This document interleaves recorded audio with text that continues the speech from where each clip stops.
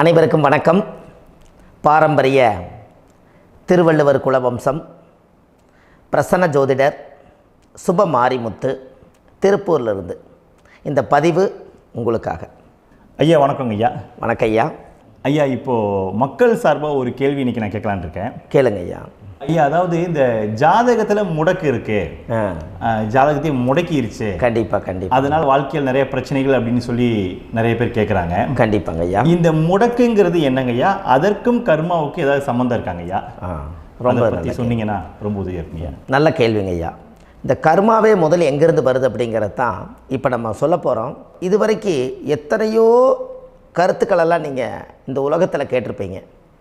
ஆனால் இந்த பதிவில் நீங்கள் பொறுமையோடு இந்த கருத்தை ஒரு இனிமையோடு நிதானமாக கேட்டிங்கன்னா உங்களுடைய ஊழ்வினை கர்மா எங்கிருந்து உருவாச்சு, இதனுடைய இந்த கர்மானால் நாம் என்ன கஷ்டப்படுறோம், நாம் இந்த பூமியில் பிறக்கிறதுக்கு என்ன வரம் வாங்கி வந்தோம், நம்ம பாவ புண்ணியமெல்லாம் ஜாதக கட்டத்தில் போய் எப்படி எடுக்கிறது, நம்மளுடைய தோஷம்னு சொல்கிறோமே அந்த தோஷம் எப்படி கிரியேட் ஆகுது, நம்ம இந்த பூமியில் பிறக்கும்போது கொண்டு வந்த கர்மாவா, இல்லை கடவுளே நம்மளுக்கு ஒரு தண்டனையாக கொடுத்த கர்மாவா, இல்லை நம்ம இந்த பூமிக்கு வந்ததுக்கு அப்புறம் செய்த கர்மாவா, இது எல்லாத்தையுமே நம்ம பொறுமையாக கேட்கணும்னா கண்டிப்பாக இந்த பதிவை நீங்கள் பொறுமையோடு கேளுங்க.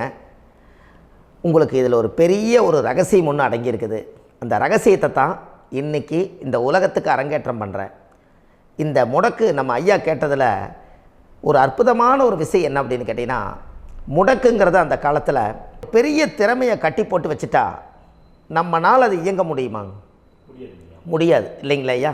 முடியாது. அப்போது அதே மாதிரி ஜாதக கட்டத்தில் நமக்கு வேண்டிய யோகத்தை கடவுளே நம்மளுக்கு நாம் செய்த பாவத்தினால அது முடக்கி வச்சிருச்சுன்னா அந்த பாவகத்தை அந்த ஜாதகர் அனுபவிக்க முடியுமா? அனுபவிக்க முடியாது. அப்போது அந்த அனுபவிக்க முடியாமல் வெளி உலகத்தில் போய் நம்ம தேடி போன பிறவியில் செய்த பாவத்தை இந்த பிறவியில் நீங்கள் தேடி கண்டுபிடிச்சி வாழ்க்கையில் நீங்கள் எப்போ மேலுக்கு வர்றது? அப்போது அந்த கர்மா 12 ராசி கட்டத்துக்குள்ள 27 நட்சத்திரத்தில் 9 கிரகங்களுக்குள்ள ஒரு பெரிய ஒரு ஆத்துமாத்துமான கர்மா, உங்கள் பூர்வ ஜென்ம கர்மா இதுக்குள்ளே எங்கேயோ ஒரு இடத்துல முடங்கியிருக்குது. இந்த முடக்க மட்டும் உங்கள் ஜாதகத்தில் நீங்கள் கண்டுபிடிச்சிட்டிங்கன்னா ஹைலைட்டாக வாழ்கிறதுக்கு, இந்த உலகத்தில் சுதந்திரமான வாழ்க்கை வாழ்கிறதுக்கு ஒரு மிகப்பெரிய பொக்கிஷம் உங்கள் ஜாதகத்துக்குள்ளேயே இருக்குது. அப்போது அந்த ஜாதகத்துக்குள்ளே நாம் போன பிறவியில் நம்ம கர்மா நாம் என்ன செய்திருப்போன்னு உங்களுக்குள்ளே பெரிய குழப்பம் இருக்கும். என்னங்க ஐயா, நீங்கள் என்ன கர்மா பண்ணிட்டு வந்தீங்க, நாம் போன பிறவியில் நம்ம யாரை ஒரு வதச்சோம், யாரை நம்ம மனசை புண்படுத்தினோம், நம்ம தாத்தாவுக்கு சோறு போட்டோமா, நம்ம பாட்டனுக்கு சோறு போட்டோமா, நம்ம முப்பாட்டனுக்கு சோறு போட்டோமா, நம்ம கொள்ளுப்பாட்டனுக்கு சோறு போட்டோமா, அப்போ நம்ம அப்பாவுக்கு நம்மளை பெற்றவருக்கு நம்ம சாப்பாடு கொடுத்தோமா, இவங்களுக்கெல்லாம் நம்ம சேவை பணிமடைகள் செஞ்சோமா, நம்மளுடைய உறவுகளுக்கெல்லாம் அரவணைச்சு போனோமா, நம்மளுடைய இந்த மாதிரி நாம் இரத்த சம்பந்த உறவுகளை இருந்து தான் இந்த உலகத்துக்கு நம்ம வெளியில் வந்திருப்போம். அப்போது வெளியில் நீங்கள் நிற்கிறீங்க, அப்படியே மேலே போய் பார்த்தீங்கன்னா ஒரு 7 தலைமுறையில் ஒவ்வொருத்தரும் செய்த கர்மாவெல்லாம் நம்ம பிளட்டு ரிலேட்டிவாக இப்போ நீங்கள் கரண்ட்டில் இருக்கிறவங்க கிட்ட தான் டெபாசிட் பண்ணியிருக்கோம். அப்போ இது தெரியாமல் நாம் ஜாதகத்துக்குள்ளே போய் தசாபுத்தி நல்லா தனுங்க இருக்குது, நான் ரொம்ப கஷ்டப்படுறேன், என் ஜாதகத்தில் போய் பார்த்தேன் எல்லா கிரகங்களும் நல்ல வலிமையாக இருக்குன்னு தான் சொன்னாங்க, ஆனால் இன்னும் என்னுடைய கடன் அடையலை, இன்னும் என்னோடய கர்ம தீர்ந்த மாதிரியே தெரியல, எனக்குள்ளே ஒரு தாட்டு என்னமோ நான் ஒரு பின்தங்கின வாழ்க்கையிலே வாழ்ந்துட்டுருக்கேன் அப்படின்னு நீங்கள் சொல்லும்போது, அப்போ இதையெல்லாம் தாண்டி ஒரு கர்மா உங்களுடைய ராசி கட்டத்துக்குள்ளே எங்கேயோ ஒரு பக்கத்தில் ரகசியமாக புதைஞ்சிருக்கு. அப்போது அந்த ரகசியமாக புதைஞ்சிக்கக்கூடிய அந்த முடக்கு தான் இன்றைக்கி இந்த உலகத்துக்குள்ளே நீங்கள் தெரிஞ்சுக்கக்கூடிய விஷயம். அப்போ அந்த முடக்குங்கிறது ஒன்று உண்மை. இந்த உலகத்துக்கு நம்மளை எல்லாத்துலேயும் நல்லா யோசிச்சு பாருங்கள். 12 ராசி கட்டம் இருக்குதுங்களா ஐயா? ஆமாங்க ஐயா. ஆனால் கிரகம் எத்தனை இருக்குதுங்க? 9 தான் இருக்குங்க ஐயா. ஆமாம், 12 ராசிக்கு 12 கட்டத்துக்கு 12 கிரகம் கொடுத்துருக்கலாமல்ல கடவுள். அப்போ ஏன் 3 கட்டத்தை மட்டும் எம்டி பண்ணி மீதி 9 கிரகத்தை வச்சுக்கிறாருன்னா, அப்போ நாம் செய்த 3 தலைமுறை கர்மாவுக்கு அது எந்த கட்டம் பிளாக் ஆகுதோ அந்த கட்டத்துக்குள்ளே ஏதோ ஒரு ரகசியம் இருக்கிறனால தானே எங்கேயோ ஒரு பக்கத்தில் நீங்கள் கண்டிப்பாக கர்மாவில் மாட்டுவீங்கிறது கடவுளே படைச்சு தானே இதை உருவாக்கியிருக்காரு. 12 ராசிக்கு 12 கட்டம் கொடுத்துருந்தா எங்கே நீங்கள் சுற்றி வந்தாலும் ஏதோ ஒரு வீட்டுக்குள்ளே போய் உட்காந்துக்கலாம். ஆனால் ஒரு வீடு சுத்தமாக இருக்குது, ஒரு வீட்டில் 4 கிரகம் இருக்குது, ஒரு வீட்டில் 3 கிரகம் இருக்குது, ஒரு வீட்டில் 5 கிரகம் இருக்குது, ஒரு 3 வீடு 4 வீடு காலியாக இருக்குது. அப்போ எங்கேயோ ஒரு ராசி கட்டத்துக்குள்ளேயே கடவுளுடைய கர்மா விளையாட்டு, அது ரகசிய விளையாட்டு தான். அப்போது இந்த இடத்துல தான் உங்கள் ஜாதகத்தில் முடக்கு இருக்குது. இந்த முடக்கை நீங்கள் எப்படியெல்லாம் அதை ஆராய்ச்சி பண்ணி கண்டுபிடிக்க முடியும் அப்படிங்கிற ஒரு விஷயத்தை தான் இன்றைக்கி நம்ம இந்த உலகத்துக்குள்ளே இதை நுழைக்க போகிறேன். இப்போ அப்பா செய்த பாவம்னு ஒன்று இருக்குமில்லங்க ஐயா, நம்ம அறியாத வயசில் தெரியாதில்ல, அப்பா செய்த பாவம்னு இருக்கும். அப்பாவுடைய சொத்து பிள்ளைக்குத்தானா, அப்பாவுடைய பாவம் பிள்ளைக்குத்தானே, என்னங்க ஐயா? சரி, அப்போ தாத்தா இருக்கிறாரு, தாத்தாவுடைய கர்மா உயிர் எங்கே எழுதி வைக்கிறாருங்க? அப்போது மகனை விட்டுறாரு.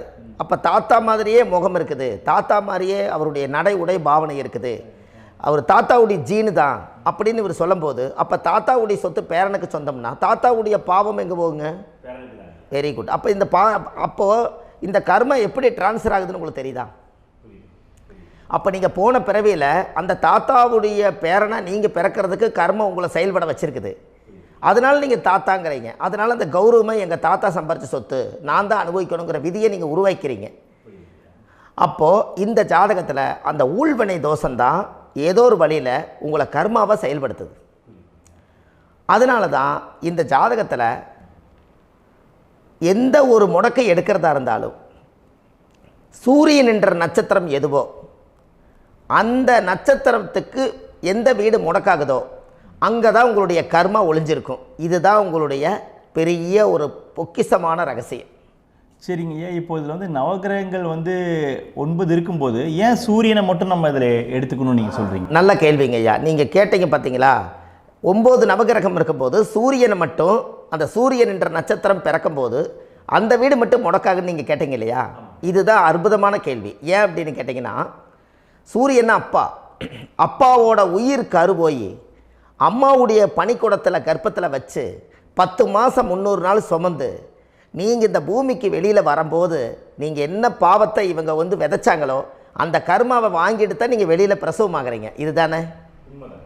அப்போ சூரியன் என்ற நட்சத்திரம், அந்த சூரியனுங்கிறது உயிர் கருவல்லவா, அப்பாவுடைய உயிரணுக்கள் அம்மாவுடைய கருவிக்குள்ளே போய் நாம் குழந்தை வடிவத்தில் இருந்து 300 நாள் பாவ உன்னித்த பதிவில் ஏட்டு எழுதி ஒரு ஜாதகத்தை கையில் கொடுத்து பிறந்த உடனே உங்களுக்கு ஒரு ஏட்டை பெரட்டி நீ இப்படித்தான் விதி, இனிமேல் இப்படித்தான் நீ வாழணும்னு சொல்லி உங்கள் கர்மாவை நீங்கள் கர்மாவோடு தானே வெளியில் பிறக்கிறீங்க.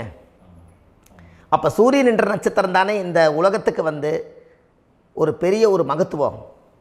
இப்போ பாருங்கள், விடிய வரைக்கும் நம்ம முழிச்சிட்ருக்குறோம், காலையில் சூரிய உதயமானால் அவங்கவுங்க செயல்படுறோம். மீதி எல்லா கிரகங்களுக்குமே வெளிச்சத்தை கொடுக்கக்கூடிய சக்தி சூரியனுடைய பிம்ப ஒளிக்குத்தானே உண்டு, என்னங்க ஐயா? அதனால தான் மேசத்து உச்ச வீடுன்னு சொல்லி மேசத்தை உச்சம்னு சொல்லி சூரிய உச்சத்தை அங்கே தான் வச்சாங்க. அப்போது அந்த காலச்சக்கரத்துக்கு 5ஆம் இடம் பூர்வ புண்ணியஸ்தானத்தில் போய் சிம்மத்தில் கொண்டு போய் சூரியனை ஆட்சி வீடுன்னு வச்சாங்க. அப்போது சூரியனில் இருந்து தான் அந்த மையப்புள்ளி உருவாகுது. அப்போ உங்களுடைய ஜாதகத்தில் அந்த சூரியனாகப்பட்டவர் பிறக்கும்போது நீங்கள் உங்கள் ஜாதகத்தை நீங்கள் எடுத்துக்கங்க ஐயா. நீங்கள் இன்றைக்கே போய் கதவை திறந்து உங்கள் பெட்டியை திறந்து பீர்வாவுக்குள்ளே உங்களுடைய ஜாதகம் இருக்குது, அந்த ஜாதகத்தை எடுத்து ஜோதிடர்கிட்டையே நீங்கள் சந்தேகம் கேட்குறக்கு முன்பு நீங்களே உங்களுடைய கர்ம பற்றி தெரிஞ்சுக்கிறதுக்கு இந்த பதிவில் உங்களுக்கு ஒரு ரகசியத்தை சொல்லித்தரேன். உங்கள் ஜாதகத்தில் இப்போ இது வரைக்கும் ராசி கட்டத்தை நீங்கள் பார்த்துருப்பீங்க, ஆனால் பாதசாரம்னு ஒன்று இருக்கும் இல்லைங்களா? ராசிக்கு பாதசாரம்னு ஒன்று இருக்கும். சூரியன் என்ன நட்சத்திரத்தில் இருக்குது, சந்திரன் என்ன நட்சத்திரத்தில் இருக்குது, செவ்வாய் என்ன நட்சத்திரத்தில் இருக்குது, புதன் என்ன நட்சத்திர காலில் நிற்குது, இதெல்லாமே அந்த சாரம் இல்லாத ஜோதிடம் சோரம் போய்விடும். அதனால் அந்த சாரத்தில் நிற்கிது பார்த்தீங்களா கிரகம், அதில் இப்போ நீங்கள் உங்களுடைய ராசி கட்டத்தை ஓப்பன் பண்ணுங்கள். இதில் ராசி கட்டத்தில் சூரியன் என்ற நட்சத்திரம்னு ஒன்று இருக்கும் இல்லைங்களா? அது எதுவாக வேணாலும் இருந்துட்டு போட்டோம். அந்த நட்சத்திரம் தான் நீங்கள் பிறக்கும்போது தாயுடைய கருவறைக்குள்ள கரு உருவான நட்சத்திரமே அதுதான். புரிஞ்சுங்களா ஐயா? பிறக்கும்போது நீங்கள் அந்த கருவுடைய நட்சத்திரம் அப்பா வந்து கருவை உருவாக்கி கர்மாவை விதைச்சது அந்த சூரியன் என்ற நட்சத்திரம் தான். அந்த வீட்டுக்கு தான் இந்த ராசி கட்டத்தில் உங்களுக்கு முடக்கு உருவாகுது. புரிஞ்சுங்களா ஐயா? அப்போது ஒரு ஜாதகத்தில் சூரியன் என்ற நட்சத்திரம் எதுவோ அதுதான் உங்களுடைய கர்மா நட்சத்திரம். இப்போ நம்ம பிறக்காதுக்கு முன்னாடி அப்பா கட்டத்தில் அந்த கர்மா டெபாசிட் ஆகிருக்கும். அதை ட்ரான்ஸ்ஃபர் எப்படி பண்ணுறாரு? அவருக்கு ஒரு கல்யாணம் வச்சு அவர் குடும்ப வாழ்க்கையில் வாழ்ந்து நம்மளோட உயிர் கருவை கொண்டு போய் ஊராம் பொண்ணை கல்யாணம் பண்ணி பொண்டாட்டின்னு எடுத்துக்கொண்டு அந்த பொண்டாட்டிங்கிற உரிமையாகி இவருடைய உயிர் கரு உருவாகி வாரிசுகள் வெளியில் வருது. அதானங்க ஐயா? அப்போது அந்த சூரியன் என்ற நட்சத்திரம் தான் இந்த உலகத்தில் ஒரு பிரம்மாண்டமான நட்சத்திரம். இந்த நட்சத்திரம் உங்கள் மனசுக்குள்ளே ஏதாவது இருந்துச்சுன்னா உங்கள் வீட்டில் ஏதாவது ஒரு நல்ல விஷயங்கள் நீங்கள் பண்ணுறதா இருந்தால் அந்த கர்மா நட்சத்திரம் சூரியனுடைய நட்சத்திரம் இருக்குது பார்த்தீங்களா, அந்த நட்சத்திரத்தில் எந்த ஒரு சேவைகளும் செய்யக்கூடாது. அதுதான் கர்மா. அதை போய் நீங்கள் ஆக்டிவேட் பண்ணி விட்டீங்கன்னா அது முன்னோர்களை வந்து நீங்கள் வந்து தொந்தரவு பண்ண மாதிரி. அந்த கர்ம நட்சத்திரம் தான் உங்கள் வாழ்க்கையில் அது புதஞ்சிருக்கிறதா. இப்போ குழந்தை பிறந்தாலோ சீர் சீமந்தங்கள் நீங்கள் செய்கிறதாலோ கல்யாணம் முக்கிறதுனாலோ உங்கள் ஜென்ம நட்சத்திரத்தன்னைக்கு கல்யாணம் பண்ண வேண்டாம்னு சொல்லிக்கிறாங்கல்லங்க. உங்களுக்கு ஜென்ம நட்சத்திரத்துக்கு முன்னாடி உங்களை உருவாக்குன நட்சத்திரம் தான் ஜென்ம நட்சத்திரம். அப்போ சூரியன் என்ற நட்சத்திரம் அப்பாவுடைய ஜென்ம நட்சத்திரமாக அந்த ஊழ்வினை கர்மம் செயல்படுது. அப்போ அந்த முடக்கு யார் வழியில் வந்தது? முன்னோர்கள் வழியில் வந்தது. முன்னோர்கள் கட்டி வச்சது யாரைய? குலதெய்வத்தை. அப்போ அந்த குலதெய்வத்தை போய் சாமிக்கு போய் வீடு வாசல்லாம் வலித்து குலதெய்வத்தை போய் தேங்காய் பழம் பூ மாலை கல்கண்டு வாங்கி அர்ச்சனை பண்ணி ஒரு அன்னதானம் ஒன்று பண்ணிவிட்டு சாமிக்கு பொங்கல் வச்சு நைவேத்தியம் பண்ணிவிட்டு உங்கள் ஜாதகத்தை வச்சு பூஜை பண்ணிவிட்டு வாங்க. அதுக்கப்புறம் தான் உங்கள் கர்மாவை கண்டுபிடிக்கிறதுக்கு வழியே பிறக்கும். குலதெய்வத்தை வணங்காமல் கோவிந்தா கோவிந்தா என்று பல தெய்வத்தை வணங்கினாலும் பலனொன்றும் இல்லைன்னு அந்த காலத்தில் முன்னோர்கள் சொல்லி வச்சுக்கிறாங்களா இல்லைங்களா? அதனால் கண்டிப்பாக அதை கண்டுபிடிச்சி நீங்கள் அதுக்கு ஒரு நைவேத்தியம் பண்ணால் மட்டும்தான் முதல்ல உங்கள் 5ஆம் பாவம் முன்னோர்கள் அது வேலை செய்யும். குலதெய்வ ஆலயத்துக்கு போயிட்டு வாங்க. போயிட்டு வந்துட்டு இந்த கர்மவினை தோஷத்தை நிவர்த்தி பண்ணுறதுக்குண்டான சரியான பரிகாரத்தை நம்ம எடுப்போம். அப்போது உண்மையாலுமே ஒரு ராசி கட்டத்துக்குள்ளே இந்த மாதிரி ஒரு அந்த கர்ம தோஷம் இருப்பதனால இந்த கர்மா தோஷத்துக்கு அந்த முடக்க தோஷங்கிறத நீங்கள் எடுத்து அதை கண்டுபிடிச்சி அந்த சூரியன் என்ற நட்சத்திரம் எந்த ராசி கட்டத்தில் போய் முடக்காயிருக்குதோ அந்த முடக்கு எந்த பாவகம் வந்து நம்மளுக்கு லாக் ஆகிருக்குதோ அந்த பாவகத்துக்கு உண்டான பரிகாரங்கள் அதுக்குரிய ஸ்தலங்கள் அந்த கோவில்களில் போய் சுவாமிக்கு தேங்காய் பழம் பூமாலை கல்கண்டு வாங்கி அர்ச்சனை பண்ணி நீங்கள் இந்த கோவிலுக்குள்ளே போய் உட்காந்து சாமி கும்பிட்டு வந்தீங்கன்னா உங்களுடைய ஜாதகத்தில் இருக்கக்கூடிய அந்த முடக்கு தோசை நீங்கி வாழ்க்கையில் நீங்கள் எதை சாதிக்க வந்தீங்களோ அந்த சாதனையை நீங்கள் சாதிச்சிட்ருப்பீங்க. புரிஞ்சுங்களா ஐயா?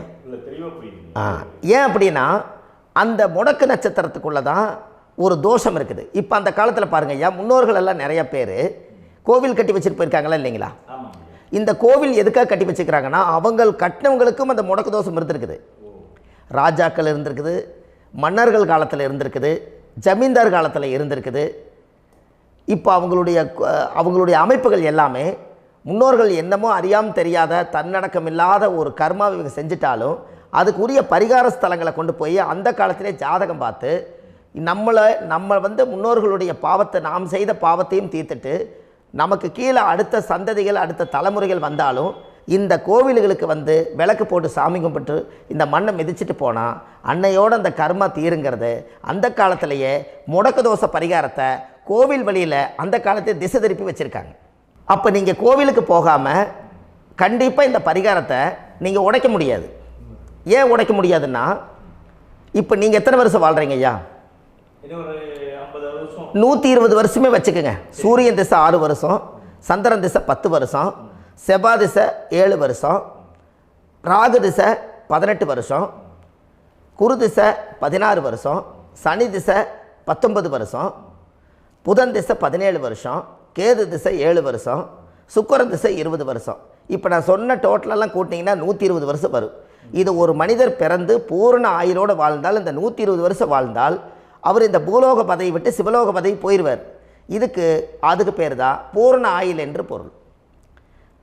அப்போ இந்த பூரண ஆயுளை வாழ்ந்தவருக்கு 120 வருஷம். கோயில் எத்தனை வருஷம் வாழுதுங்க ஐயா? கோயில் பழங்காலத்து கோயிலெல்லாம் எத்தனை வருஷம் வாழுதுங்க? 12 வருஷத்துக்கு கும்பாபிஷேகம். அது ஓகே, அது பரவாயில்ல. 12 வருஷத்துக்கு ஒருக்கா பழசை புதுப்பிச்சு கும்பாபிஷேகம் பண்ணி மறுபடியும் அதுக்கு பவர் ஊட்டி சக்தி ஊட்டி அதுக்கு உருவேற்றுறாங்க.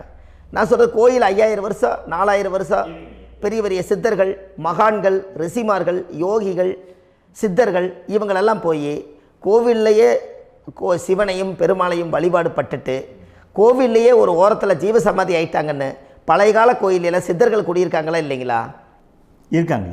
இருக்காங்கல்லங்க ஐயா. அப்போது நாம் 120 வருஷம் வாழ்கிறோம், கோவில் 5000 வருஷம் வாழுது. எங்கே சக்தி அதிகமாக இருக்குன்னு சொல்லுங்க? கோவிலில் தாங்க ஐயா. கோயில் தான், அதில் ஒன்றும் மாற்றம் இல்லைங்களே. கோயில் தாங்க. அப்போ கோவிலில் தான் அந்த சக்தி இருக்குதுன்னு நீங்கள் சொல்கிறீங்க. அப்போ உங்களுடைய கர்மாவை உடைக்கிறதுக்கு 120 வருஷம் பெருசா 5000 வருஷம் பெருசான்னு சொல்லுங்கள்? 5000 தாங்க. அப்போ 5000 வருஷம் உள்ள அலைகள் வந்து எத்தனை அந்த சிவனுக்கு இப்போ சிவன் கோயிலே உங்களுக்கு முடக்கு தோஷத்துக்கு ஒரு கோயில் வருதுன்னு வச்சுக்கோங்க. அந்த கோவிலில் எத்தனை முடக்குகளுக்கு உண்டான கோவில்கள், எத்தனை பழங்களை ஊற்றி சாமிக்கு அபிஷேகம் பண்ணியிருப்பாங்க, எத்தனை பால் கூட ஊற்றிருப்பாங்க, பன்னீர், தேன், இளநீ, மஞ்சள் நீர், திருமஞ்சனம், அபிஷேகம், பொங்கல், நைவேத்தியம் இத்தனையும் செஞ்சு அந்த சிவனை வந்து சிவனாக பார்த்து அந்த கருவறைக்குள்ள ஒரு கிராணங்கள் வரும்போதும் கூட பாதுகாப்பு பண்ணி வச்சு நல்ல சக்தியோடு அந்த கருவறையை புத்தியோடு அவங்க வேலை செஞ்சு அந்த காலத்தில் வச்சுருக்காங்களா இல்லைங்களா? அப்போது நம்ம வீட்டை அவ்வளோ சுத்தமாக வச்சுருக்க முடியுமா? என்னதான் வாஸ்து இருந்தாலும் முடியாது இல்லைங்களா? அப்போது அவ்வளவு ஒரு பவர்ஃபுல்லான கோவில் அந்த முடக்கு தோஷத்துக்குள்ளே ரகசியமாக அந்த கோயில் அடங்கியிருக்குது. உங்கள் ஜாதகத்துக்குள்ளே உண்மையாலுமே ஊழ்வினை கோயில், கர்மவினை கோயில் அதுக்குள்ளே இருக்குது. அந்த ஜாதகத்தை கணிச்சு பார்த்தா கரெக்டாக உங்களுடைய ஜாதகத்தில் அப்பாவுடைய கருவறையிலேருந்து உயிர் உருவாகிற நேரத்தில் இருந்து இப்போ வரைக்கும் நீங்கள் கரண்ட்டில் வாழ வரைக்கும் அந்த கர்ம கூட வர்றதை ஒரே ஒரு இடத்துல போனால் மட்டும்தான் விட்டுட்டு வர முடியும். அது எந்த வீடு அப்படின்னு கேட்டால் உங்களுக்கு வந்து அப்பாவுடைய கர்மா வழியில் போய் அந்த கோவில் பழையகால கோயில், பழையகால தெய்வங்கள், அந்த கோவில் தான் உங்கள் ஜாதகத்துக்குள்ள ரகசியமாக இருக்கும். அது ஏன் இந்த பதிவில் உங்களால் சொல்ல முடியாது அப்படின்னா, இந்த பதிவில் ஏன் உங்க சொல்ல முடியாதுன்னா உங்கள் ஜாதகம் தெரியாமல் என்ன கோயிலை நீங்கள் சொல்லுவீங்க? இப்போ பொதுவாக ஒரு நட்சத்திரத்துக்கு ஏதோ ஒரு கோவிலை அவங்க சொல்லி நீங்கள் போயிட்டு வர்றீங்கன்னு வச்சுக்கோங்க. ஆனால் அது வேலை செய்யலைன்னா நம்மளுக்கு என்னங்க இவ்வளோ கஷ்டப்பட்டு போய் அதை பலனடையிலேன்னு கேள்வி கேட்டக்கூடாது. உங்கள் ஜாதகத்தை நீங்கள் கொண்டாங்க, உங்கள் டேட் ஆஃப் பர்த் டயத்தை போட்டு ஜாதகத்தை கணிச்சு நீங்கள் சூரியன் என்ற நட்சத்திரத்துக்கு உங்களுடைய கர்மவினை கோவில் யார், உங்களுடைய முடக்கு யார், ஊழ்வனை தோஷத்துக்கு உண்டானவர் யார், தாய் வழி கர்மா யார், தந்தை வழி கர்மா எது, நீங்கள் பிறக்கும்போது வந்த கர்மா என்ன, இது எல்லாம் கணிக்காமல் பொதுவாக ஒரு கோயிலில் போய் நீங்கள் பாட்டுக்கு சாமி கும்பிட்டு வந்தால் பலன் எப்படி கிடைக்கும்? கண்டிப்பாக கிடைக்காதுங்க ஐயா. என்னங்க ஐயா? அது தெரிஞ்சு பண்ணாதான் சரியா? ஒரு டாக்டர்கிட்ட போகிறீங்க, என்னை அப்படியே ஸ்கேன் பண்ணி ஒரே ஒரு மாத்திரை கொடுங்கன்னு கேட்டால் டாக்டர் கொடுப்பாருங்களா? அவர் என்ன பிரச்சனை இருக்குதோ அதை முதல்ல கண்டுபிடிச்சி ஸ்கேன் பண்ணி பார்த்து ரிப்போர்ட் எடுத்து அது மூலியமாக தான் கொஞ்சம் எடுத்து ஐயா உங்களுக்கு இந்த பிரச்சனை, இதுக்கு தீர்வுக்கு இதுக்குண்டான மெடிசன், இது இப்படித்தான் சாப்பிடணும்னு அது முறையாக சொல்லி அந்த உயிர் வாழ வைக்கிறாரு டாக்டர். அவர் ஒரு தெய்வ வடிவத்தில். கரெக்டுங்களா ஐயா? அப்போ உங்களோட கர்மா எங்கே செயல்படுது அப்படின்னா, இந்த முடக்க நீங்கள் இந்த பதிவில் தெரிஞ்சுக்கங்க. அதுக்குரிய நட்சத்திரம் என்னன்னு தெரிஞ்சு வச்சுங்க. உங்கள் ஜாதகத்தில் சூரியன் என்ற நட்சத்திரத்தை எடுத்துக்கங்க. அந்த வீட்டுக்கு முடக்க இந்த பதிவில் எந்த வீடு லாக் ஆகிருக்குதுங்கிறத நான் உங்களுக்கு இந்த வீட்டில் சொல்கிறேன். அந்த வீட்டு நீங்கள் பாருங்கள், உங்களுடைய லக்கணத்துக்கு அது எந்த வீடு. இப்போ லக்கணத்துக்கு ஒரு 7வது வீடுன்னே வச்சுக்கோங்க. அப்போ லக்கணத்துக்கு 7வது வீடே முடக்கு. அப்படி ஒரு முடக்கு ஆகிப்போச்சுன்னா ஒரு ஜாதகத்தில் லக்கணம் தான் 1, 7ஆம் இடம்ங்கிறது மனைவி ஸ்தானம். ஒரு ஆணுடைய ஜாதகத்துக்கு 7ஆம் இடம் தான் மனைவி. அவருக்கு நல்ல மனைவி அமையாமல் ஆடம்பரம் இருந்தும் வீடு அரண்மனை மாதிரி இருந்தும் அந்த மனைவியை ஒரு சந்தோஷமாக அவர் அனுபவிக்க முடியாது. புரிஞ்சுங்களா ஐயா? சந்தோஷமாக அனுபவிக்க முடியாது. ஏன் அப்படி? 7ஆம் இடத்துல தான் அவரோட கர்மா உட்கார்ந்துருக்குது. கரெக்டாக சொன்னீங்க. 7ஆம் இடத்துல தான் அந்த கர்மா உட்கார்ந்துருக்குது. அப்போ அந்த 7ஆம் இடத்துல இருக்கக்கூடிய அந்த கர்மா போன பிறவியில் நீ மனைவிக்கு சோறு போடாமல் மனைவியை கட்டி வச்சு அடிக்கிறதும், மனைவியை துன்புறுத்துறதும், அந்த மனைவி இருக்கவே இன்னொரு வாழ்க்கைக்குள்ளே போகிறதும், இங்கே வாழ வேண்டிய தாம்பத்திய சந்தோஷத்தை கொண்டு போய் இன்னொரு இடத்துல கொடுக்கறதும், தெரிஞ்சிருந்தே நம்மளுடைய மனசுக்குள்ளே திருடுத்தனமாக வாழ்கிறதும், இது எல்லா கர்மாவும் போன பிறவியில் நாம் செய்த ஊழ்வினை கர்மா தான் உங்கள் ஜாதகத்தில் 7ஆம் இடம் முடக்கு. அப்போ அந்த 7ஆம் இடம் முடக்கா இருந்துச்சுன்னா கண்டிப்பாக உங்கள் ஜாதகத்தில் நீங்கள் என்ன அனுபவிச்சிட முடியும்? நல்ல நண்பர்கள் கிடைக்க மாட்டாங்க, நல்ல ஒரு பார்ட்னர்ஷிப் அமையாது, நல்ல ஒரு நட்பு வட்டங்களில் எதையும் அனுபவிக்க விடாது, ஒரு அங்கீகாரமான உறவுகளில் போய் நம்ம ஸ்ட்ராங்காக நிற்க முடியாது. 7ஆம் இடம் என்பது தாம்பத்திய வாழ்க்கை, பூர்த்தி இல்லாத வாழ்க்கையாக இருக்கும். இப்படியெல்லாம் அந்த ஜாதகத்தில் ஒரு பொதுவாக ஒரு ஜாதகத்தில் 7ஆம் பாவம் முடக்காயிட்டால் இந்த கர்மாவை அவர் அனுபவிச்சுக்கிட்டே இருப்பார். இது எப்போத்தான் அதுக்கு ஒரு தீர்வு வேணுங்கய்யா? அந்த கோயில் எதுன்னு நீங்கள் கரெக்டாக சொன்னீங்க. இப்போ இது மனிதனால் செயல்படுது. மனிதர்கள் தான் கோயிலை கட்டி வச்சாங்க. தெய்வத்தை விட ஒரு காலத்தில் மனிதர்களுக்கு மகிமை ஜாஸ்தி. ஏன்னா சாதாரண ஒரு மண் பூமியாக இருந்த இடத்த மனிதர்கள் தான் கோயில் கட்டி ஒரு மகிமைப்படுத்தி புண்ணியம் பண்ணி வச்சாங்க. மனிதர்களுக்கு சக்தி அதிகம்தான், ஆனால் பிரபஞ்சத்துக்கு அதை விட சக்தி அதிகம் அல்லவா? ஐயா, நீங்கள் கோவிலுக்கு போய் அந்த கர்மா உடைக்கிறதுக்கு கோவிலில் சக்தி இருக்குது, ரைட்டு. ஆனால் நம்ம வீட்டுக்கும் கோயிலுக்கும் ஒரு மிகப்பெரிய தொடர்பு என்னென்னா, அந்த கோயில் கட்டுறவங்க எல்லாமே பழைய காலத்து கோயிலெல்லாம் பாருங்கள், பஞ்சபூதத்தை வச்சு கட்டியிருப்பாங்க. பஞ்சபூதத்தை வச்சு தான் கட்டுவாங்க கோயில். அது உங்களுக்கு தெரியணும் இல்லைங்களா? பஞ்சபூதம்னா நீர், நெருப்பு, காற்று, பூமி, ஆகாயம். இந்த பஞ்சபூதத்தினுடைய சக்திகள் எல்லாம் ஒரே நேர்கோட்டுக்கு என்னைக்கு வருதோ அன்னைக்கு தான் அந்த கோவிலுடைய பாலக்கால் போட்டு 1000-2000 வருஷம் நிலச்சி நிற்கிறது. காரணம், இந்த பிரபஞ்சத்தில் பஞ்சபூதம் எப்படி நிலச்சி நிற்குதோ அதுபோல் 5000 வருஷம் நிற்கிறதுக்கு அந்த பஞ்சபூத சக்தி வச்சு தான் சாமி சிலையை பிரதிஷ்டை பண்ணி வச்சுருப்பாங்க. அதனால தான் இந்த கோயில்கள் எல்லாம் 5000 வருஷமாயும் எத்தனையோ கிராணங்களை எல்லாம் தப்பிச்சிருக்கிறதுக்கு காரணம். அப்பேற்பட்ட புண்ணிய ஸ்தலம் உங்களுக்கு எதுன்னு தெரியணும் அல்லவா? என்னங்க ஐயா? அப்பேற்பட்ட புண்ணிய ஸ்தலம் உங்களுக்கு எதுன்னு தெரிஞ்சால் தானே நீங்கள் போய் செய்ய முடியும், இல்லாட்டி கண்டிப்பாக தெரியாது. அப்போ இந்த முடக்கு தோஷத்தை கடவுள்கிட்ட கொண்டு போய் ஒப்படைக்கணும். நாம் பிறக்கும் போது கொண்டு வந்த கர்மாவை நாம் இருக்கும் காலத்தில் கொண்டு போய் இந்த கர்மாவை சுத்தப்படுத்தி, நீங்கள் பாவ ஆத்மாவை இந்த பூமியில் பிறந்து பூலோகத்தில் எல்லா புண்ணியத்தையும் செஞ்சுட்டு இந்த பூலோகத்தை விட்டு நீங்கள் போகும்போது புனித ஆத்மாவாக போகணுன்னா உங்கள் கர்மாவை கொண்டுட்டு போகாதீங்க, கர்மாவை நிவர்த்தி செய்யுங்க. என்னங்க ஐயா? அப்போ கர்மாவை சுத்தப்படுத்துங்க. கர்மாவை சுத்தப்படுத்திட்டு உங்களுக்கு பிறக்கிற குழந்தைகளுக்கு அந்த கர்மாவை டிரான்ஸ்ஃபர் பண்ணாமல் உங்களோட நில் பண்ணுங்க.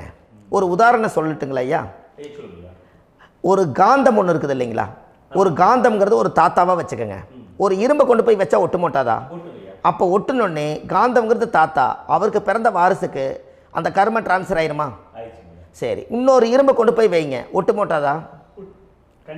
அப்போ அது பேரனுக்கு வைங்க, பேரனுக்கு வந்துருச்சு அந்த கர்மா. இன்னொரு இரும்பை கொண்டு போய் வைங்க, அந்த காந்தத்துக்கு நேர் இன்னொன்று வைங்க, ஒட்டு மோட்டாதா? அப்போ அதை கொண்டு போய் நம்ம கொள்ளு பேரனுக்கு வைங்க. இப்படியே டிரான்ஸ்ஃபர் ஆகி தலைமுறையாக இந்த கர்மா தொடர்ந்துக்கிட்டே இருக்குது. இந்த இடத்துல கொண்டு போய் காந்தத்துக்கு இரும்பு ஒட்டிகிட்டே இருக்குதுல்ல, இந்த இடத்துல ஒரு மரக்கட்டை செஞ்சு கொண்டு போய் கரெக்டாக வச்சுக்கினே போட்டுமா? அந்த மரக்கட்டையை கொண்டு போய் வைக்கிறவர் யார்? மரக்கட்டை வச்சுட்டு அடுத்த வாரிசு புனிதமாக பிறந்துட்டு அந்த மேலே இருக்கிற கர்மாலாம் இந்த அடுத்த இதுக்கு வராதில்ல. இதுதாங்க ஐயா கர்மா. தொடர்ந்து வரக்கூடிய கர்மாவை அதை நில் பண்ணணுங்கிறதுக்கு பேர் தான் இந்த உதாரணத்தை சொன்னவங்களுக்கு. அப்போ நாம் இந்த பூலோகத்தில் நம்ம ஒரு தாயுடைய கருவறையில் இருந்து தொப்புள் கொடி அறுக்கும் நேரம் நாம் என்ன கர்மாவை வாங்கி வந்திருந்தாலும் அதையெல்லாம் ஆராய்ச்சி செய்து ஜாதகத்தில் முழுமையாக கண்டுபிடிச்சி ஒரு காலம் இல்லைனாலும் ஒரு காலம் நம்ம நல்லா இருக்கிறதுக்காக, நம்ம வாரிசுகள் எல்லாம் நலமடைஞ்சு வளமடைஞ்சு வர்றதுக்காக இந்த கர்மா தோஷத்தை கரெக்டாக கண்டுபிடிச்சி சரியான கோவிலுக்கு போய் நீங்கள் கர்மாவை நிவர்த்தி பண்ணி அங்கே பூஜை புனஸ்தானங்கள், சகசரநாம பூஜைகள், ஓமங்கள், வழிபாடுகள் இதெல்லாம் நீங்கள் செஞ்சு உங்களுடைய பாவத்தை எல்லாம் கழித்து உங்கள் ஜாதகத்தவே யோகமாக மாற்ற முடியும். கண்டிப்பாக மாற்ற முடியும். ஏன்னா நம்ம யாரை நம்பி செய்கிறோம்? சரியான கடவுள்கிட்ட வழிகாமிக்க போகிறோம். அப்போ கடவுள் பொய்யாயிருவாரா? ஐயா நம்ம அதாவது அந்த காலத்தை சொல்லுவாங்க, சத்தியுள்ள சாமி கும்பிட்டு புத்தி உள்ள உள்ளே பெக்கணும்னு சொன்னாங்க. 16 வதபதன்னு பெக்கலை, எல்லாம் அறிவோடு பெற்றாங்க. அதனால் எல்லாமே தாய் தந்தைகள் பேச்சை கேட்டாங்க. அன்றைக்கி எல்லாருமே தாய் தந்தைகளுக்கு தூணாக நின்னாங்க. அப்போ அந்த காலத்தில் சத்தியுள்ள சாமி கும்பிட்டு புத்தி உள்ள உள்ளே பெக்கணும்னு சொல்லி அன்றைக்கி அறிவோடு பெற்று இந்த கர்மாவை ஆளுக்கு ஒரு கர்மாவை டிரான்ஸ்ஃபரை பிரித்து எல்லாரும் சுத்தப்படுத்தினாங்க. இன்றைக்கி நம்ம ஒரு குழந்தை 2 குழந்தை பெற்று வச்சுருக்கோம். அவங்களுக்கே இவ்வளவு கர்மா வந்துருச்சுன்னா இந்த குழந்தைகளுக்கு என்னைக்கு இந்த கர்மாவை போய் கண்டுபிடிச்சி நீங்கள் எப்போ சரி பண்ணுவீங்கன்னு. அப்போ இந்த வாழ்க்கையில் ஏதோ ஒரு பிரபஞ்ச சக்தி நம்மளை அறியாமல் என்னமோ ஒரு இயக்கத்தில் கொண்டு போய் விட்டுருச்சுங்களா? அப்போ இனிமேலாவது இந்த கர்மாவில் இருந்து கண்டிப்பாக நம்ம நிவர்த்தி ஆகணும்னு சொன்னால் இந்த முடக்கு தோஷத்தை யாரெல்லாம் கண்டுபிடிச்சி இந்த ஊழ்வினை கர்மாவில் இருந்து நாம் கருவறையில் சுமக்கும் போது 10 மாதம் நீங்களாம் என்னென்ன நினச்சிருப்பீங்க?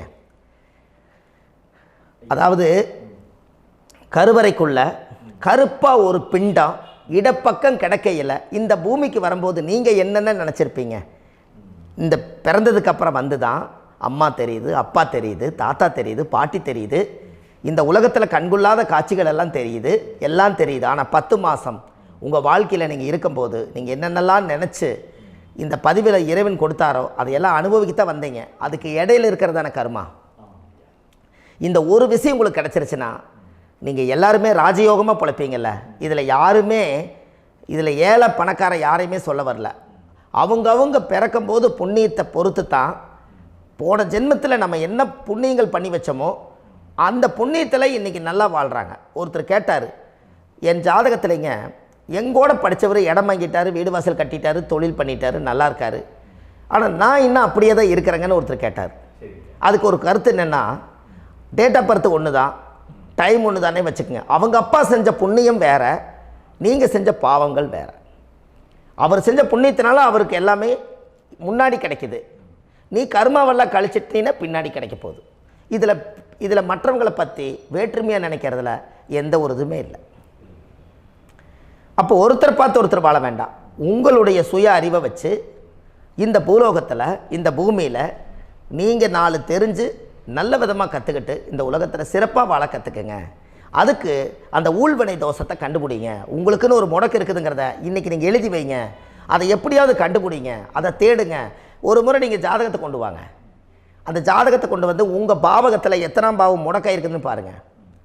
அந்த பாவகம் முடக்காயிருச்சுன்னா உங்கள் வாழ்க்கையில் அதிலிருந்து உங்களால் வெளியில் வரவே முடியாது, கண்டிப்பாக வர முடியாது. அதை நீங்கள் கண்டுபிடிச்சா மட்டும்தான் நீங்கள் மேலே வர முடியும். ஏன்னா நிறைய பரிகாரங்கள், பூஜைகள், யாகங்கள், ஓமங்கள் எல்லாம் செய்து வச்சும் கூட அந்த கர்மவினைக்கு உண்டான கோவிலுக்கு போய் அந்த 5000 வருஷ பழமை வாய்ந்த தெய்வத்துக்கிட்ட போய் நீங்கள் முறையிட்டு விளக்கு போட்டு உங்கள் கர்மத்தை எல்லாம் நான் நீ தான் தீர்த்து கொடுக்கணும்னு சொல்லி நம்பிக்கையோடு நீங்கள் போய் அந்த சரணாகதி அடையிறீங்க பாருங்கள், அங்கே தான் உங்கள் கர்மாவை எடுத்து விடுறாரு.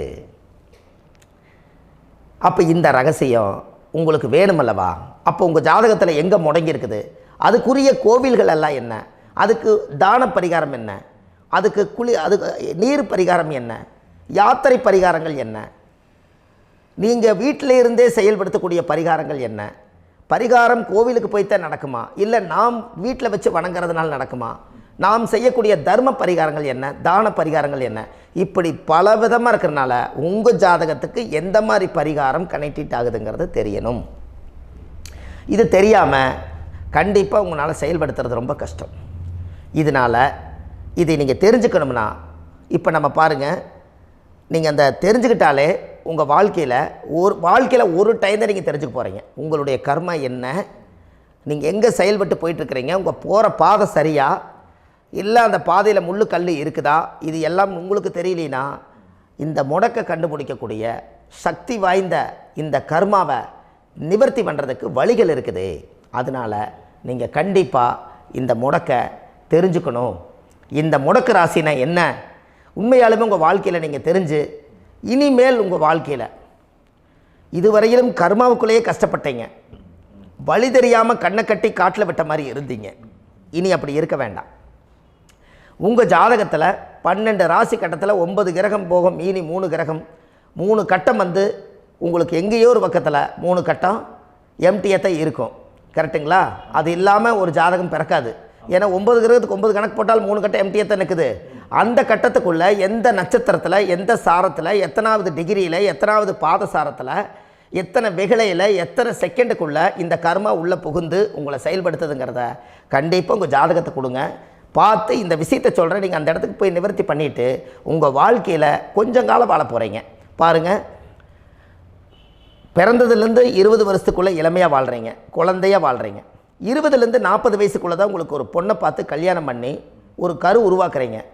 அதுக்கப்புறம் 40லேருந்து 60க்குள்ளே குழந்தை பெற்று கடமை முடிச்சிடுறீங்க. 60 வயசுக்கு மேலே ரிட்டையர்ட் ஆகிடுறீங்க. இந்த 20க்கும் 60க்கும் இல்லாத 20லேருந்து இந்த 40 வயசுக்குள்ளே உங்களோட தேடல் என்னவோ அது வாழ வேண்டிய சுகபோகமான வாழ்க்கை எல்லாமே அந்த 40க்குள்ளே தான் இருக்குது. இந்த 40க்குள்ளே இருக்கக்கூடிய வாழ்க்கையை இந்த கர்மா தெரியாமல் காலத்தை வீணாக்க வேண்டாம். வாழ வேண்டிய வயசில் நீங்கள் வாழணும். அதுக்குரிய கர்மாவை நீங்கள் சுத்தப்படுத்துங்க. எப்படியெல்லாம் நீங்கள் சந்தோஷமாக வாழ்கிறீங்கன்னு எனக்கு ஒரு தகவல் கொடுங்க. வேறு லெவலில் நீங்கள் இருப்பீங்க. கண்டிப்பாக இந்த பதிவில் உங்களுக்கு நான் இந்த விஷயத்தை கொடுக்க போகிறேன். இந்த முடக்கு நட்சத்திரங்கள் என்ன அப்படிங்கிறத இந்த பதிவில் நீங்கள் ஒரு நோட் ஒன்று எடுத்துக்கோங்க, குறித்து வச்சுக்கோங்க. இதில் இருந்து அவங்கவுங்களுக்கு முடக்கு நட்சத்திரம் என்னங்கிறத இந்த பதிவில் நான் உங்களுக்கு கொடுக்குறேன். இந்த வீடு தான் அது முடக்குங்கிறத சொல்கிறேன். இதையெல்லாம் நீங்கள் தெரிஞ்சு உங்கள் ஜாதகத்தவே நீங்கள் முடக்கு எடுத்து கண்டிப்பாக உங்கள் வாழ்க்கையில் நீங்கள் நல்லா இருப்பீங்க. அதுக்கு ஒரு நோட் எடுத்து வச்சுக்கோங்க. இது வரைக்கும் கர்மாவை பற்றி நம்ம பேசினோம். உங்கள் ஜாதகத்தில் சூரியன் என்ற நட்சத்திரத்துக்கு தான் முடக்குன்னு சொன்னீங்களே, எந்த வீடுங்கிற ரகசியத்தை இன்றைக்கி நம்ம எல்லோரும் தெரிஞ்சுக்கலாமா? இத்தனை காலமாக நீங்கள் தெரிஞ்சுக்காத ஒரு ரகசியத்தை இன்றைக்கி உங்கள் ஜாதக கட்டத்தில் நீங்களே முடக்க கண்டுபிடிச்சி அதுக்குண்டான பலனை தேட போகிறீங்க. அந்த தேடல் தான் உங்களை கொண்டு போய் உட்கார வைக்க போகுது. ஒரு உதாரணம், உங்கள் ஜாதகத்தில் பாதசாரம் இருக்குது அல்லவா? அந்த பாதசாரத்தில் சூரியன் என்ற நட்சத்திரம், சூரியன் நின்ற நட்சத்திரம் பாதசாரத்தில் கரெக்டாக எடுங்க. அந்த சூரியன் என்ற நட்சத்திரம் ஒரு அசுவனி நட்சத்திரமாக இருந்துட்டால் உங்கள் வாழ்க்கையில் பிறக்கும்போது தாயுடைய கர்ப்பத்தில் இருந்து கருவறைக்குள்ளே 10 மாதம் சுமந்து இந்த உலகத்துக்கு நீங்கள் வெளியில் வரும்போது கரெக்டான டயத்துக்கு அசுவனி நட்சத்திரம் எத்தனாம் பாதமானாலும் இருந்துட்டு போட்டோம். அசுவனி 1ஆம் பாதமாக இருக்கட்டும், 2ஆம் பாதமாக இருக்கட்டும், 3ஆம் பாதமாக இருக்கட்டும், 4ஆம் பாதமாக இருக்கட்டும். ஆனால் அசுவனி நட்சத்திரத்தில் மட்டும் சூரியன் என்ற நட்சத்திரம் இருந்து விட்டால் எந்த வீடு உங்களுக்கு முடக்குன்னு தெரியுமா? சிம்மந்தான் முடக்கு. புரியுதுங்களா ஐயா? சிம்மந்தான் முடக்கு. அப்போ இந்த சிம்மத்தில் எந்தெந்த கிரகமெல்லாம் உட்கார்ந்துருக்குதோ அந்த வீடு எல்லாமே, அந்த வீட்டுக்குள்ளே அந்த கிரகம் எல்லாமே முடங்கிடும். இதுதாங்க ஐயா ரகசியம். இந்த சிம்மத்துக்குள்ளே இப்போ ஒரு உதாரணத்துக்கு சூரியனே வந்து சிம்ம லக்னம், சூரியனோட வீடு. அந்த வீட்டுக்குள்ளே குரு முடங்கிட்டாருன்னு வச்சுக்கோங்களேன். முதல்ல அவருக்கு வழிகாட்டுறதுக்கு ஒரு குரு கிடைக்க மாட்டார். ஒரு என்னங்கய்யா, குருன்னா மூளை அல்ல, அந்த ஞானம் இருக்கணும் இல்லைங்களா? குருன்னா மூளை அல்லவா? மாணவரை விட குரு வாத்தியார் அல்ல, அவருக்கு எல்லா செயல்பாடும் சிறப்பாக இருக்கணுமல்ல. அப்போது அதில் சூரியன் முடக்காயிருச்சு, சந்திரன் முடக்காயிட்டா அம்மாவை முடக்கிடுவீங்க. செவ்வாய் முடங்கிருச்சுன்னா நம்மளுடைய கூட பிறந்த சகோதர சகோதரியை முடக்கிடுவீங்க. அதில் புதன் போய் சிம்மத்தில் இருந்துருச்சுன்னா நம்மளோட தாய் மாமனை நீங்களே முடக்கி வச்சுட்டீங்க. அது குரு முடக்கிட்டா உங்களுக்கு பிறக்கிற குழந்தை முடங்கிடும். சுக்கிரன் முடங்கிருச்சுன்னா உங்களுக்கு அமையக்கூடிய ஆணாக இருந்தால் மனைவி, பெண்ணாக இருந்தால் மூத்த சகோதரி அத்தை. அதே வந்து சனியாக இருந்தால் சித்தப்பாவை நீங்கள் முடக்கிட்டீங்க, உங்கள் தொழிலை நீங்களே முடக்கி வச்சுட்டீங்க. ராகுன்னா பாட்டன், கேதுன்னா பாட்டி. இவங்களை எல்லாம் உங்கள் சிம்ம ராசியில் எந்த அந்த சூரியன் என்ற நட்சத்திரத்துக்கு அந்த சிம்மத்தில் எந்த கிரகம் உங்களோட போன பிறவியில் நீங்கள் வாங்கி வந்த கர்மாக்கு இப்போ லாக் ஆகுதோ அந்த பாவகத்தினுடைய உறவும் துண்டிக்கப்படும். அந்த பாவத்தினாலே நம்மளுக்கு பிரயோஜனம் இல்லை. அதுக்கு நீங்கள் தான் அந்த கர்மாவை வச்சுருக்கீங்க. இதே பரிகாரத்தை இந்த சிம்மம் தான் முடக்குன்ட்டீங்க. அந்த முடக்குக்குரிய பரிகாரம் சரியான கோவில் ஸ்தலம் உங்களுக்கு கிடச்சி நீங்கள் அந்த கோவில் போயிட்டு வந்துட்டா அந்த கிரகம் எல்லாமே ரிலீஸ் ஆயிரும். அந்த உறவுகள் எல்லாம் நல்லா இருப்பாங்க. உங்களால் நீங்கள் தான் பிடிச்சி வச்சுருந்தீங்க அந்த கர்மாவை, அது அன்னையோட நிவர்த்தி ஆயிரும். அதுக்கப்புறம் உங்கள் வாழ்க்கையில் அந்த சிம்மம் வந்து உங்களுக்கு எதெல்லாம் செயல்படாமல் இருக்குதோ அதெல்லாமே உங்களுக்கு செயல்பட ஆரம்பிச்சிடும். இப்போ ஏன் சூரியன் என்ற நட்சத்திரத்துக்கு சிம்மம் முடக்குன்னு இப்போ எடுத்தீங்கன்னு இப்போ புரியுதுங்களா ஐயா? இதுதான் உயிர் கருவில் இருந்து உருவாகும் போது அந்த காலத்தில் ராஜாக்கள், மன்னர்கள், சித்தர்கள், யோகிகள் இவங்கெல்லாம் வாழ்ந்த காலத்திலேயே அந்த பிம்ப ஒளியாக சூரியனுடைய மையப்புள்ளியை வச்சு தான் சூரிய உதயத்தை கண்டுபிடிச்சி சூரிய அஸ்தமனத்தை எடுத்திருக்காங்க. அப்போ சூரியனுக்குள்ளே தான் அந்த ரகசியம் புதஞ்சிருக்கும் போது தான் அதை அப்பான்னு ஒரு உறவை கொடுத்தாங்க. அதனால தான் அந்த உயிர் கருவை தன்னுடைய கற்பத்துக்குள்ளே போய் வச்சு அந்த அஸ்வினி நட்சத்திரக்காரர்களுக்கு இப்போ ஒன்றும் வேண்டாங்க, சூரியன் என்ற நட்சத்திரமே அஸ்வினின்னு வச்சுக்குங்க. அந்த அஸ்வினி நட்சத்திரக்காரே உங்களுக்கு ஃப்ரெண்ட் ஆகிட்டார், நல்ல நட்பாக வந்துட்டார், வாழ்க்கையில் ஒரு மனைவியாக வந்துட்டாங்க, இல்லாட்டி கணவனாக வந்துட்டாங்கன்னு வைங்க. என்னங்க ஐயா, முடிஞ்சது அவ்வளோதாங்க. கர்மாவே வீட்டுக்குள்ளே கொண்டு வந்துட்டீங்களேன்னு அதே உள்ளே வந்துருச்சலங்கன்னு. அப்போ போன பிறவியில் செஞ்ச கர்மா இங்கே வந்துருச்சலங்கன்னு. அப்போது அவங்களுக்கு நீங்கள் என்ன பண்ணுறீங்கன்னா சாப்பாடு போட்டு புண்ணியத்தை தேடி அந்த கர்மாவில் இருந்து ரிலீஸ் ஆகிறக்கு அவங்களே கண்ணு முன்னாடி நிற்கிறாங்க. அவங்கள மறுபடியும் துன்புறுத்துனீங்கன்னா மறுபடியும் கர்மா இந்த ஜென்மத்திலே எச்சாகும் இல்லைங்கன்னு. அஸ்வினி நட்சத்திரக்காரர் நம்ம கூட வேலைக்கு இருக்கிறாங்கன்னா அவருக்கு நீங்கள் சாப்பாடு போட்டு புண்ணியத்தை தேடுறீங்க, கர்மாவை கழிக்கிறீங்கல்ல. அஸ்வினி நட்சத்திரக்காரர் நம்ம கூட வேலைக்கு இருக்காரு, அவருக்கு சாப்பாடு வேணுங்கிற வசதியெல்லாம் செஞ்சு கொடுக்கும்போது போன பிறவியில் அந்த கர்மா தான் நம்மளை சுற்றிட்டு இருக்குது. அது வந்து நம்மக்கிட்ட முடங்கி இருக்கும், ஆனால் அது நம்மளை விட்டு போகாது. ஆனால் நீங்கள் அதுக்கு துரோகம் செய்யக்கூடாதுல்ல. அப்போ அந்த அஸ்வினி நட்சத்திரக்காருக்கு தான் உங்கள் வாழ்க்கையில் அந்த சூரியன் என்ற நட்சத்திரம் அஸ்வினியாக இருந்தால் சிம்மம் முடக்க இருக்கிறனால, சிம்மங்கிறது அரசாங்கம் அல்லங்க ஐயா, சூரியன் அல்லவா, சூரியன் அரசு பதவி அல்ல, பெரிய மனுஷன், மடிப்பு கலையாத துணி. அவங்க நீண்ட தூரம் பிரயாணம் பண்ணும்போது அந்த அரசியல் செல்வாக்கு, பேரு புகழ், பதவி, பூர்வ புண்ணியம், தலையில் கிரிகிடம், ப்ரமோஷன் எல்லாமே சூரியன் தானே. அத்தனையுமே முடங்கிருச்சே. அவருக்கு சாதாரணமாக அவங்களோட குடும்பத்தோட மட்டும் உறவு வந்து போச்சுங்களா? வெளி உலகத்தை சுற்றி பார்த்தால் இந்த உலகத்துக்கு இவ்வளவு கஷ்டப்பட்டு பேரு புகழை இருந்து என்னால் பதவியில் உட்கார முடியலையே, என்னால் அரசியல் பண்ண முடியலையே, எத்தனை பேருங்க. அப்போ இந்த கர்மா தானே அடியில் உட்காந்து தோண்டிகிட்டு இருக்குது குழிய. அப்போ இது கொஞ்சம் நல்லா இருந்தால் நல்லா இருக்கும் அல்லவா? அப்போ இனிமேல் அப்போ சூரியன் என்ற நட்சத்திரம் அஸ்வினியாக இருந்தால் சிம்மந்தான் முடக்கு. அந்த முடக்கை கண்டுபிடிச்சி அதுக்குரிய பரிகாரங்களை தேடி நீங்கள் வாழ்க்கையில் வெற்றியாகுங்க. அதுக்கு ஜாதகத்தில் அதுக்குரிய அந்த கிரக நிலைகளை அறிஞ்சு தான் கோவிலில் நீங்கள் கண்டுபிடிச்சி போக முடியும். அதனால் கண்டிப்பாக இந்த சிம்ம முடக்குங்கிறத மட்டும் மனசில் வச்சுக்கோங்க. அந்த சிம்மத்துக்கு கிட்டத்தட்ட எளிமையான பரிகாரங்கள் நிறைய இருக்குது. ஆனால் இந்த பதிவில் அவ்வளவும் கொடுத்தா குழம்பிடுவாங்க. அதனால தான் ஜாதகத்தை பார்த்து சரியான பரிகாரத்தை மட்டும் ஒன்று கொடுத்தா போதும், அவங்க லைஃப்பில் எங்கேயோ போயிடுவாங்க. கண்டிப்பாக செஞ்சுட்டு வருவோம். இன்றைக்கு அஸ்வதி நட்சத்திரத்தை பற்றி இவ்வளோ தூரம் நீங்கள் பார்த்தீங்க. அடுத்த பதிவில் பரணி நட்சத்திரத்தை பற்றி நம்ம நல்லபடியாக பார்ப்போம். நம்ம ஆன்லைன்லேயே ஜாதகம் பார்க்குறோம். உங்கள் date of birth, time, place கொடுத்தீங்கன்னா போதும், உங்களுக்கு ஜாதகத்தை கணிச்சு ஃபோன்லேயே உங்களுக்கு கர்ம ராசி கண்டுபிடிச்சி உங்களுக்கு உண்டான கர்ம பரிகாரத்தை சொல்லி உங்கள் வாழ்க்கையில் ஒரு வெளிச்சத்தை கொண்டு வர்றதுக்கு என்றைக்கும் உங்களுக்கு உறுதுணையாக இருப்பேன். நீங்கள் கண்டிப்பாக இந்த பதிவுகள் எல்லாம் இது உங்களுக்காகத்தான். இது அதிகாலை நேரத்தில் பிரம்ம முகூர்த்தத்தில் இந்த பதிவை உங்களுக்கு முழுமையாக சமர்ப்பணம் பண்ணுறேன்.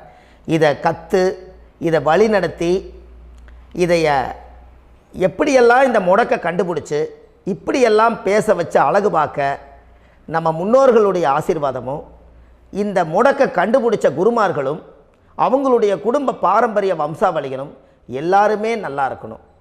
அதுக்காக இந்த நேரத்தில் நான் வந்து அடியேன் சுப மாரிமுத்தாக இருந்து திருப்பூர்லேருந்து இந்த பதிவை உங்களுக்கு நான் கொடுக்குறேன்.